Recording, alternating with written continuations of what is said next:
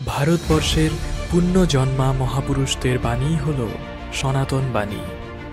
অমৃতের পুত্রদের এই বাণী আমাদের জীবনকে পবিত্র করুক।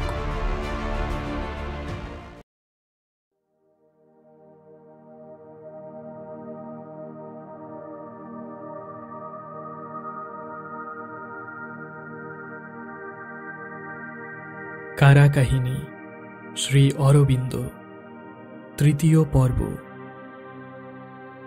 পরদিন সকালে 4:15 জেলের ঘণ্টা বাজিল।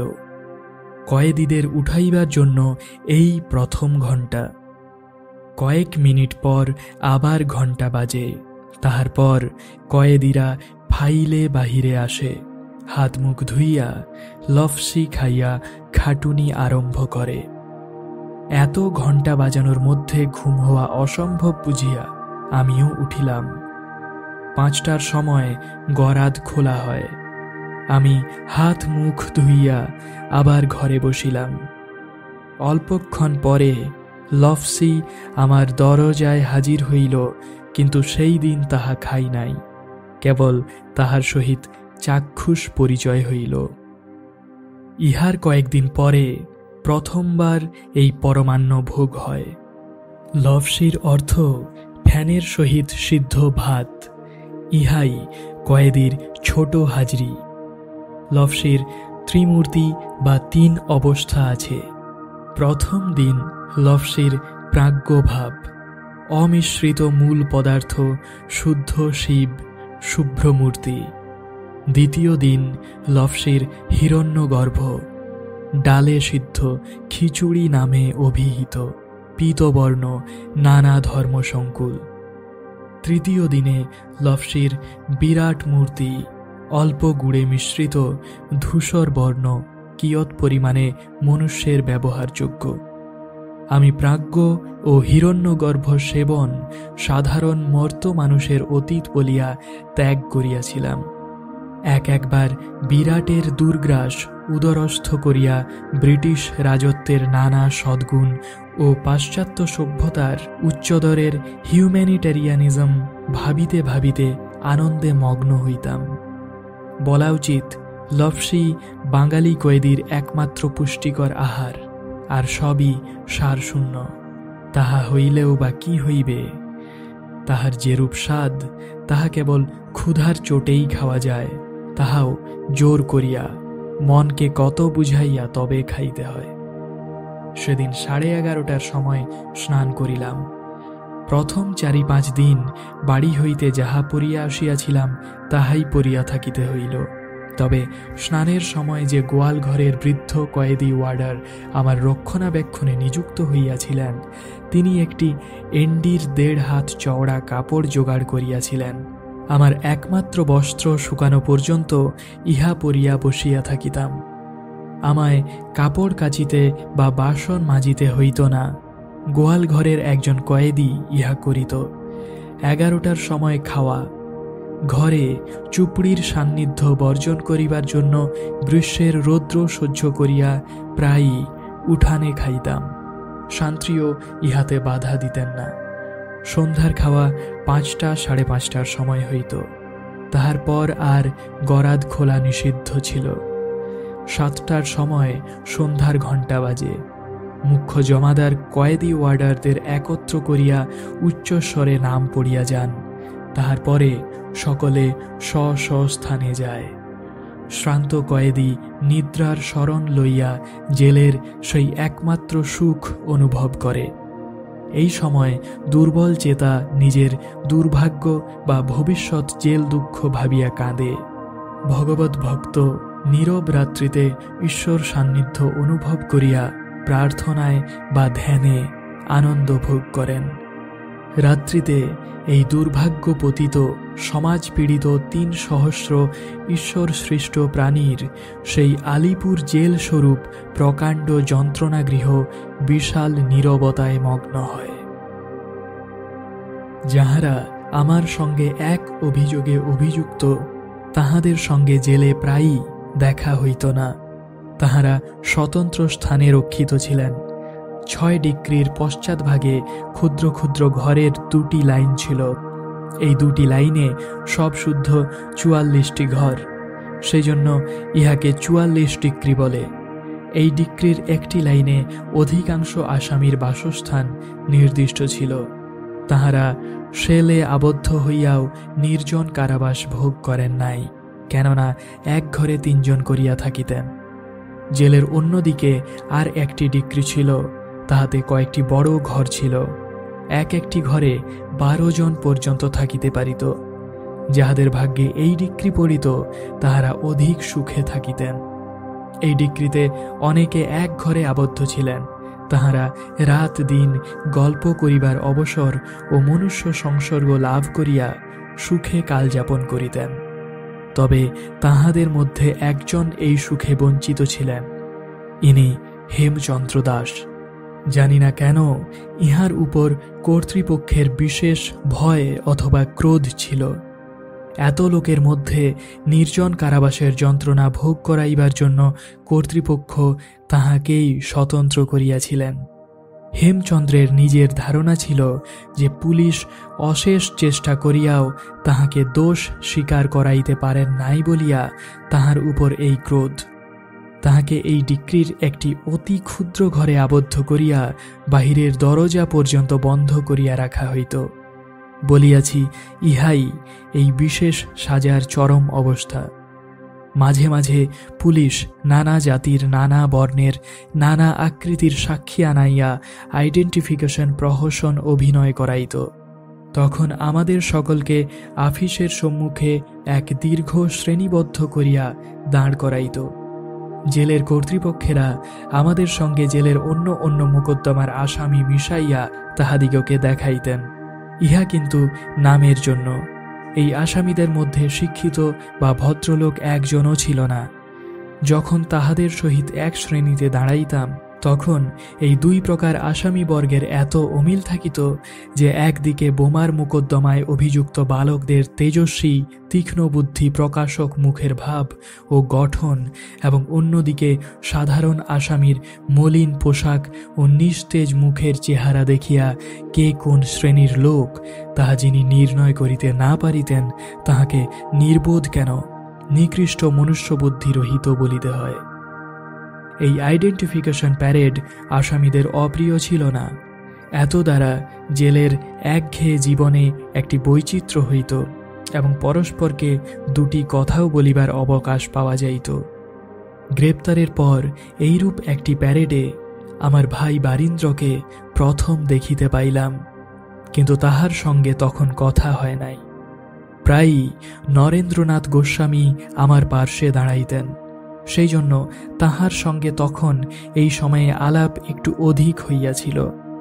গোসাই অতিশয় সুপুরুষ, লম্বা, ফর্সা, বলিষ্ঠ, পুষ্টকায়, কিন্তু তাহার চোখের ভাব কুবৃত্তি প্রকাশক ছিল। কথায়ও বুদ্ধিমত্তার কোনো লক্ষণ পাই নাই। এই বিষয়ে অন্য যুবকদের সঙ্গে তাহার বিশেষ প্রভেদ ছিল।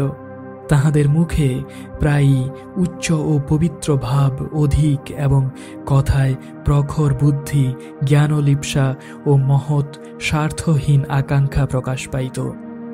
গোসাইয়ের কথা নির্বোধ ও লঘুচেতা লোকের কথার ন্যায় হইলেও তেজ ও সাহসপূর্ণ ছিল। তাহার তখন সম্পূর্ণ বিশ্বাস ছিল যে তিনি খালাস পাইবেন। তিনি বলিতেন, আমার বাবা মোকদ্দমার কীট, তাহার সঙ্গে পুলিশ কখনও পারিবে না। আমার এজাহারও আমার বিরুদ্ধে যাইবে না, প্রমাণিত হইবে পুলিশ আমাকে শারীরিক যন্ত্রণা দিয়া এজাহার করাইয়াছে। আমি জিজ্ঞাসা করিলাম, তুমি পুলিশের হাতে ছিলে, সাক্ষী কোথায়? গোসাই অম্লান বদনে বলিলেন, আমার বাবা কত শত মোকদ্দমা করিয়াছেন, ওসব বেশ বোঝেন, সাক্ষীর অভাব হইবে না। এইরূপ লোকই অ্যাপ্রুভার হয়। ইতিপূর্বে আসামির অনর্থক অসুবিধা ও নানা কষ্টের কথা বলা হইয়াছে, কিন্তু ইহাও বলা উচিত যে এই সকলই জেলের প্রণালীর দোষ। এই সকল কষ্ট জেলের কাহারও ব্যক্তিগত নিষ্ঠুরতা বা মনুষ্যচিত গুণের অভাবে হয় নাই, বরং আলিপুর জেলে যাহাদের উপর কর্তৃত্বের ভার ছিল তাহারা সকলেই অতিশয় ভদ্র, দয়াবান এবং ন্যায়পরায়ণ।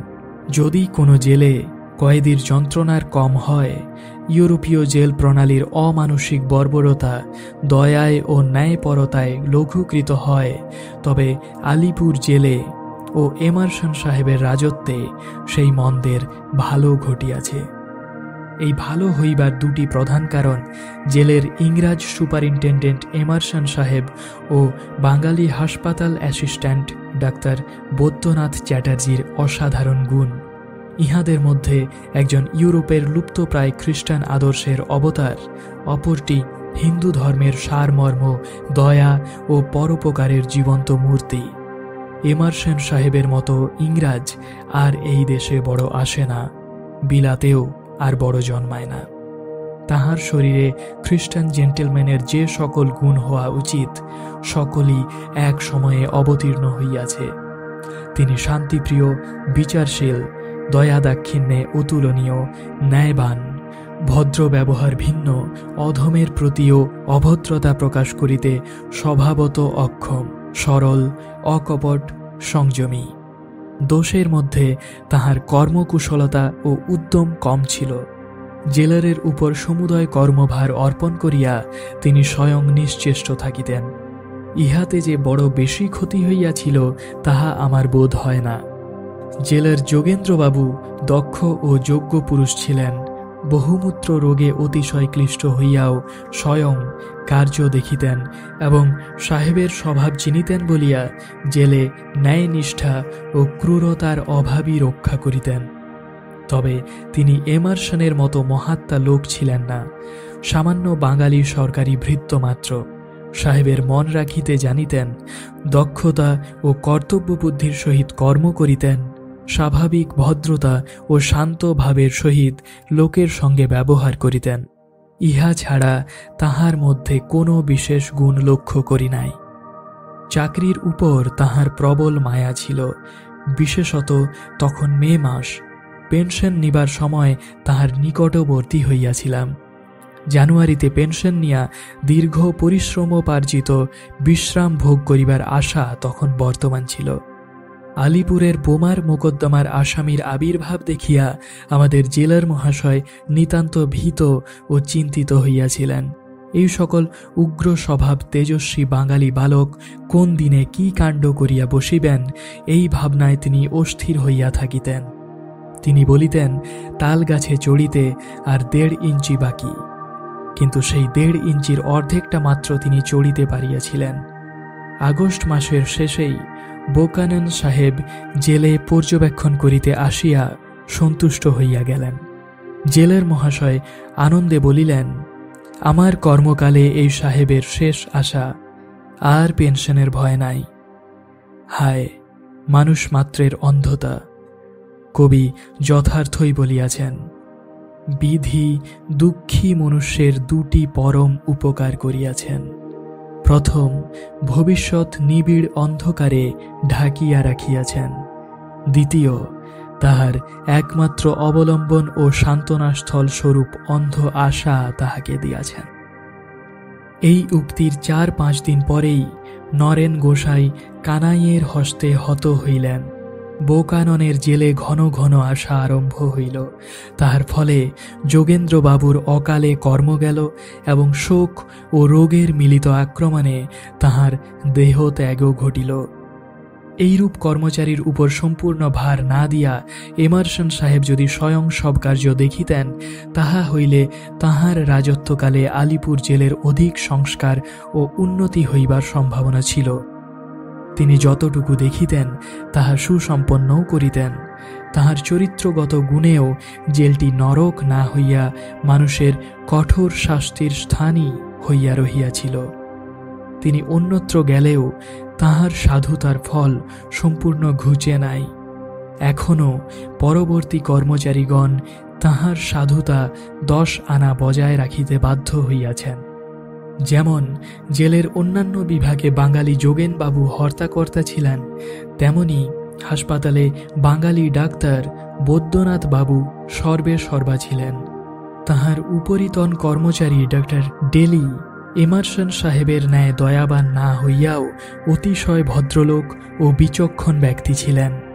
তিনি বালকদের শান্ত আচরণ, প্রফুল্লতা ও বাধ্যতা দেখিয়া অশেষ প্রশংসা করিতেন এবং অল্প বয়স্কদের সহিত হাসি তামাশা ও অপর আসামীদের সহিত রাজনীতি, ধর্ম ও দর্শন বিষয়ক চর্চা করিতেন। ডাক্তার সাহেব আইরিশ বংশজাত। সেই উদার ও ভাবপ্রবণ জাতির অনেক গুণ তাহার শরীরে আশ্রয় লাভ করিয়াছিল। তাহার লেশ মাত্র ক্রূরতা ছিল না।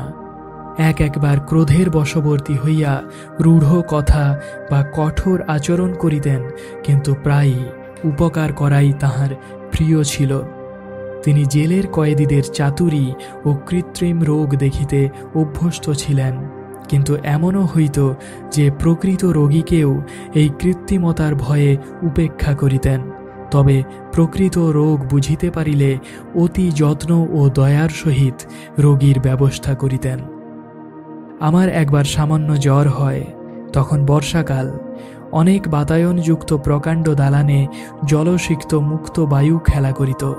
তথাপি আমি হাসপাতালে যাইতে বা ঔষধ খাইতে অনিচ্ছুক ছিলাম। রোগ ও চিকিৎসা সম্বন্ধে আমার মত পরিবর্তন হইয়াছিল এবং ঔষধ সেবনে আমার আর বড় আস্থা ছিল না। রোগ কঠোর না হইলে প্রকৃতির সাধারণ ক্রিয়াতেই স্বাস্থ্যলাভ হইবে, এই বিশ্বাস ছিল। বর্ষার বাতাস স্পর্শে যাহা অনিষ্ট হওয়া সম্ভব, তাহা যোগ বলে দমন করিয়া নিজের তর্কবুদ্ধির নিকট আমার যোগ শিক্ষাগত ক্রিয়া সকলের যথার্থ ও সফলতা প্রতিপাদন করিবার ইচ্ছা ছিল। ডাক্তার সাহেব কিন্তু আমার জন্য মহা চিন্তিত ছিলেন। বড় আগ্রহের সহিত তিনি হাসপাতালে যাইবার প্রয়োজনীয়তা আমাকে বুঝাইলেন। সেই স্থানে গমন করিলে যত দূর সম্ভব নিজের বাড়ির মতো থাকিবার খাইবার ব্যবস্থা করিয়া আমাকে সাদরে রাখিলেন। পাছে ওয়ার্ডে থাকিলে বর্ষার জন্য আমার স্বাস্থ্য নষ্ট হয়, এই জন্য তাহার ইচ্ছা ছিল আমাকে অনেক দিন এই সুখে রাখেন। কিন্তু আমি জোর করিয়া ওয়ার্ডে ফিরিয়া গেলাম, আর হাসপাতালে থাকিতে অসম্মত হইলাম। তাহার সকলের উপর সমান অনুগ্রহ ছিল না। বিশেষত যাহারা পুষ্ট শরীর ও বলবান ছিলেন, তাহাদের রোগ হইলেও হাসপাতালে রাখিতে ভয় করিতেন। তাহার এই ভ্রান্ত ধারণা ছিল যে যদি জেলে কোনো কাণ্ড হয়, তাহা সবল ও চঞ্চল বালকদের দ্বারা হইবে। শেষে ঠিক ইহার বিপরীত ফল হইল।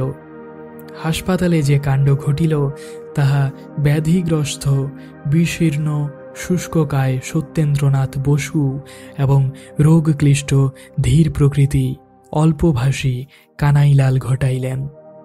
ডাক্তার ডেলির এই সকল গুণ থাকিলেও বৈদ্যনাথ বাবুই তাহার অধিকাংশ সৎকার্যের প্রবর্তক ও প্রেরণাদায়ক ছিলেন। বাস্তবিক বৈদ্যনাথ বাবুর ন্যায় হৃদয়বান লোক আমি আগেও দেখি নাই, পরেও দেখিবার আশা করি না। তিনি যেন দয়া ও উপকার করিতেই জন্মগ্রহণ করিয়াছেন। কোনো দুঃখ কাহিনী অবগত হওয়া এবং তাহা লাঘব করিবার জন্য ধাবিত হওয়া তাহার চরিত্রে যেন স্বাভাবিক কারণ ও অবশ্যম্ভাবী কার্য হইয়াছিল। তিনি এই যন্ত্রণাপূর্ণ দুঃখালয়ে যেন নরকের প্রাণী সকলকে স্বর্গের সযত্ন সঞ্চিত নন্দনবাড়ি বিতরণ করিতেন। কোনো অভাব, অন্যায় বা অনর্থক কষ্ট অপনোদন করিবার শ্রেষ্ঠ উপায় ছিল তাহা ডাক্তারবাবুর কর্ণে পৌঁছাইয়া দেওয়া। তাহা অপনোদন করা তাহার ক্ষমতার ভিতরে থাকিলে তিনি সেইরূপ ব্যবস্থা করিতে ছাড়িতেন না। বৈদ্যনাথ বাবু হৃদয়ে গভীর দেশভক্তি পোষণ করিতেন, কিন্তু সরকারি চাকর বলিয়া সেই প্রাণের ভাবকে চরিতার্থ করিতে অক্ষম ছিলেন। তাহার একমাত্র দোষ অতিরিক্ত সহানুভূতি, কিন্তু সেই ভাব জেলের কর্মচারীর পক্ষে দোষ হইলেও উচ্চ নীতির অনুসারে মনুষ্যত্বের চরম বিকাশ এবং ভগবানের প্রিয়তম গুণ বলা যায়। সাধারণ কয়েদি ও বন্দে মাতরম কয়েদিতে তাহার পক্ষে কোনো ভেদ ছিল না। পীড়িত দেখিলেই সকলকে যত্ন করিয়া হাসপাতালে রাখিতেন এবং সম্পূর্ণ শারীরিক স্বাস্থ্যলাভ না হওয়া পর্যন্ত ছাড়িতে ইচ্ছা করিতেন না। এই দোষই তাহার পদচ্যুতির প্রকৃত কারণ। গোসাইয়ের হত্যার পরে কর্তৃপক্ষ তাহার এই আচরণে সন্দেহ করিয়া তাহাকে অন্যায়ভাবে কর্মচ্যুত করেন। এই সকল কর্মচারীদের দয়া ও মনুষ্যোচিত ব্যবহার বর্ণনা করার বিশেষ প্রয়োজন আছে। জেলে আমাদের জন্য যে ব্যবস্থা করা হইয়াছিল ইতিপূর্বে তাহার আলোচনা করিতে বাধ্য হইয়াছি এবং ইহার পরেও ব্রিটিশ জেল প্রণালীর অমানসিক নিষ্ঠুরতা প্রতিপন্ন করিবার চেষ্টা করিব। পাছে কোনো পাঠক এই নিষ্ঠুরতা কর্মচারীদের চরিত্রের কুফল বলিয়া মনে করেন, সেই জন্য মুখ্য কর্মচারীদের গুণ বর্ণনা করিলাম। কারাবাসের প্রথম অবস্থার বিবরণে তাহাদের এই সকল গুণের আরও প্রমাণ পাওয়া যাইবে। নির্জন কারাবাসে প্রথম দিনের মনের ভাব বর্ণনা করিয়াছি। এই নির্জন কারাবাসে কালযাপনের উপায়স্বরূপ পুস্তক বা অন্য কোনো বস্তু ব্যতীত কয়েকদিন থাকিতে হইয়াছিল। পরে এমারসন সাহেব আসিয়া আমাকে বাড়ি হইতে ধুতি, জামা ও পড়িবার বই আনাইবার অনুমতি দিয়া যান। আমি কর্মচারীদের নিকট কালি কলম ও জেলের ছাপানো চিঠির কাগজ আনাইয়া আমার পূজনীয় মেসো মহাশয় সঞ্জীবনীর সুপ্রসিদ্ধ সম্পাদককে ধুতি, জামা ও পড়িবার বইয়ের মধ্যে গীতা ও উপনিষদ পাঠাইতে অনুরোধ করিলাম। এই পুস্তকদ্বয় আমার হাতে পৌঁছিতে 2-4 দিন লাগে। তাহার পূর্বে নির্জন কারাবাসের মহত্ব বুঝিবার যথেষ্ট অবসর পাইয়াছিলাম। কেন এইরূপ কারাবাসে দৃঢ় ও সুপ্রতিষ্ঠিত বুদ্ধিরও ধ্বংস হয় এবং তাহা অচিরে উন্মাদ অবস্থা প্রাপ্ত হয়, তাহাও বুঝিতে পারিলাম এবং সেই অবস্থায় ভগবানের অসীম দয়া এবং তাহার সঙ্গে যুক্ত হইবার কি দুর্লভ সুবিধা হয়, তাহাও হৃদয়ঙ্গম হইল। কারাবাসের পূর্বে আমার সকালে 1 ঘণ্টা ও সন্ধ্যাবেলায় 1 ঘণ্টা ধ্যান করিবার অভ্যাস ছিল। এই নির্জন কারাবাসে আর কোনো কার্য না থাকায় অধিককাল ধ্যানে থাকিবার চেষ্টা করিলাম, কিন্তু মানুষের সহস্র পথ ধাবিত চঞ্চল মনকে ধ্যানার্থে অনেকটা সংযত ও এক লক্ষ্যগত রাখা অনভ্যস্ত লোকের পক্ষে সহজ নয়। কোনো মতে 1.5 ঘণ্টা 2 ঘণ্টা একভাবে রাখিতে পারিতাম। শেষে মন বিদ্রোহী হইয়া উঠিত, দেহ অবসন্ন হইয়া পড়িত। প্রথম নানা চিন্তা লইয়া থাকিতাম, তাহার পরে সেই মানুষের আলাপ রহিত চিন্তার বিষয়শূন্য অসহনীয় অকর্মণ্যতায় মন ধীরে ধীরে চিন্তা শক্তি রহিত হইতে লাগিল।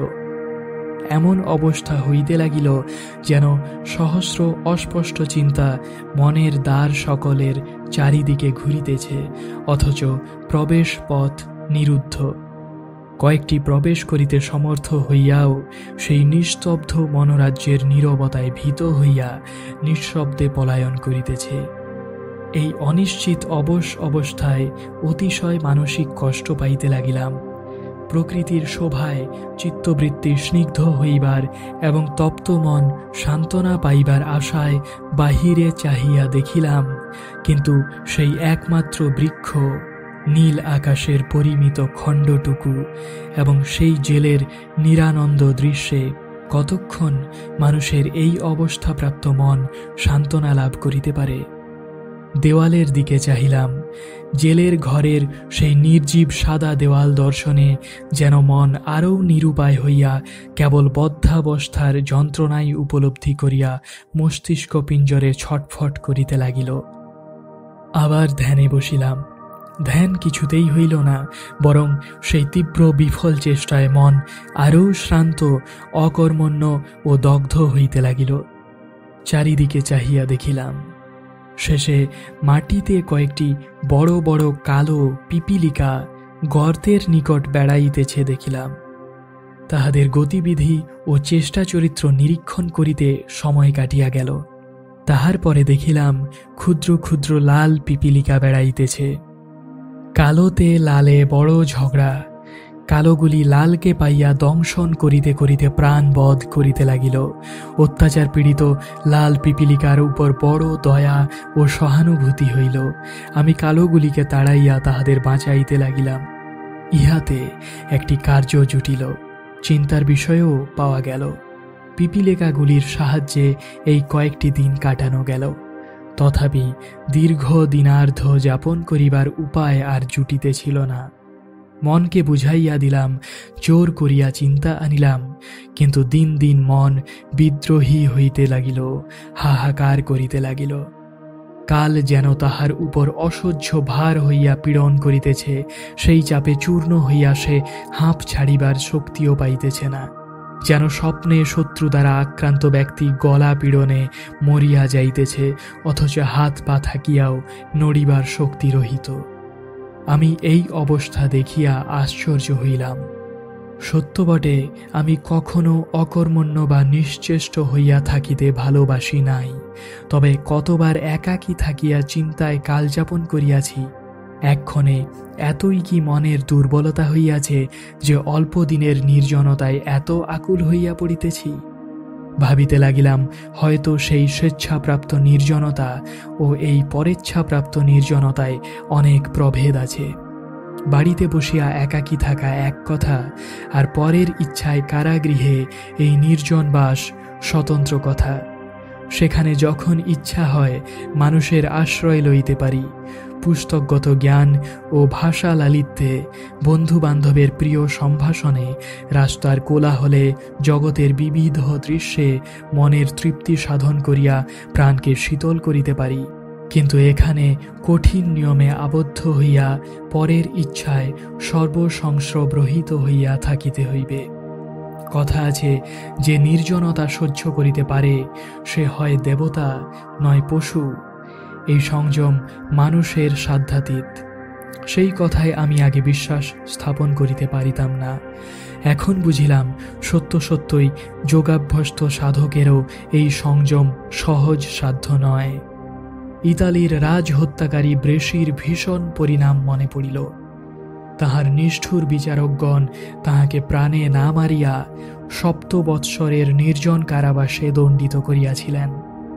1 বৎসরও অতিবাহিত না হইতেই ব্রেশি উন্মাদাবস্থা প্রাপ্ত হইয়াছিলেন। তবে এতদিন সহ্য করিলেন তো? আমার মনের দৃঢ়তা কি এতই কম? তখন বুঝিতে পারি নাই যে ভগবান আমার সহিত খেলা করিতেছেন, ক্রীড়াচ্ছলে আমাকে কয়েকটি প্রয়োজনীয় শিক্ষা দিতেছেন।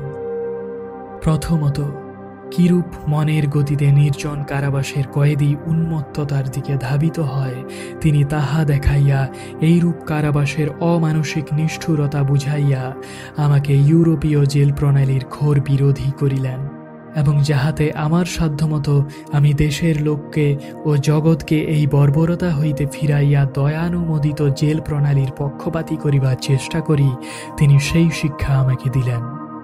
মনে পড়ে, আমি 15 বৎসর আগে বিলাত হইতে দেশে আসিয়া যখন বোম্বাই হইতে প্রকাশিত ইন্দু প্রকাশ পত্রিকায় কংগ্রেসের নিবেদন নীতির তীব্র প্রতিবাদপূর্ণ প্রবন্ধ লিখিতে আরম্ভ করিয়াছিলাম, তখন স্বর্গগত মহাদেব গোবিন্দ রানাডে যুবকদের মনে এই প্রবন্ধগুলির ফল হইতেছে দেখিয়া তাহা বন্ধ করিবার উদ্দেশ্যে আমি তাহার সহিত দেখা করিতে যাইবা মাত্র আমাকে আধ ঘণ্টা পর্যন্ত এই কার্য পরিত্যাগ করিয়া কংগ্রেসের কোনো কার্যভার গ্রহণ করিতে উপদেশ দেন। তিনি আমার উপর জেল প্রণালী সংশোধনের ভার দিতে ইচ্ছুক হইয়াছিলেন। রানাডের এই অপ্রত্যাশিত উক্তিতে আমি আশ্চর্যান্বিত ও অসন্তুষ্ট হইয়াছিলাম এবং সেই ভার গ্রহণ করিতে অস্বীকার করিয়াছিলাম। তখন জানিতাম না যে ইহা সুদূর ভবিষ্যতের পূর্বাভাস মাত্র, এবং একদিন স্বয়ং ভগবান আমাকে জেলে 1 বৎসর কাল রাখিয়া সেই প্রণালীর ক্রূরতা ও ব্যর্থতা এবং সংশোধনের প্রয়োজনীয়তা বুঝাইবেন। এক্ষণে বুঝিলাম, অদ্যকার রাজনৈতিক অবস্থায় এই জেল প্রণালীর সংশোধনের সম্ভাবনা নাই। তবে স্ব-অধিকার প্রাপ্ত ভারতে যাহাতে বিদেশী সভ্যতার এই নারকীয় অংশ গৃহীত না হয়, তাহা প্রচার করিতে এবং তৎসম্বন্ধে যুক্তি দেখাইতে জেলে বসিয়া আমার অন্তরাত্মার নিকট প্রতিজ্ঞাবদ্ধ হইলাম। ভগবানের দ্বিতীয় অভিসন্ধি বুঝিলাম। আমার মনের এই দুর্বলতা মনের সম্মুখে তুলিয়া তাহা চিরকালের জন্য বিনাশ করা। যে যোগাবস্থা প্রার্থী তাহার পক্ষে জনতা ও নির্জনতা সমান হওয়া উচিত। বাস্তবিক অতি অল্প দিনের মধ্যে এই দুর্বলতা ঘুচিয়া গেল। এখন বোধ হয় 10 বৎসর একাকী থাকিলেও মন টলিবে না। মঙ্গলময় অমঙ্গল দ্বারাও পরম মঙ্গল ঘটান। তৃতীয় অভিসন্ধি আমাকে এই শিক্ষা দেওয়া যে আমার যোগাভ্যাস সচেষ্টায় কিছু হইবে না। শ্রদ্ধা ও সম্পূর্ণ আত্মসমর্পণই সিদ্ধিলাভের পন্থা। ভগবান স্বয়ং প্রসন্ন হইয়া যে শক্তি, সিদ্ধি বা আনন্দ দিবেন তাহাই গ্রহণ করিয়া তাহার কার্যে লাগানো আমার যোগ লিপ্সার একমাত্র উদ্দেশ্য। যেদিন হইতে অজ্ঞানের প্রগাঢ় অন্ধকার লঘীভূত হইতে লাগিল, সেদিন হইতে আমি জগতের ঘটনা সকল নিরীক্ষণ করিতে করিতে মঙ্গলময় শ্রীহরির আশ্চর্য অনন্ত মঙ্গল স্বরূপত্ব উপলব্ধি করিতেছি। এমন ঘটনা নাই, সেই ঘটনা মহান হোক বা ক্ষুদ্র হইতে ক্ষুদ্রতম হোক, যাহার দ্বারা কোনো মঙ্গল সম্পাদিত হয় না। প্রায়ই তিনি এক কার্য দ্বারা 2-4 উদ্দেশ্য সিদ্ধ করেন। আমরা জগতে অনেকবার অন্ধ শক্তির খেলা দেখি। অপব্যয়ী প্রকৃতির নিয়ম বলিয়া ভগবানের সর্বজ্ঞতাকে অস্বীকার করিয়া ঐশ্বরিক বুদ্ধির দোষ দিই। সেই অভিযোগ অমূলক। ঐশী শক্তি কখনো অন্ধভাবে কার্য করেন না।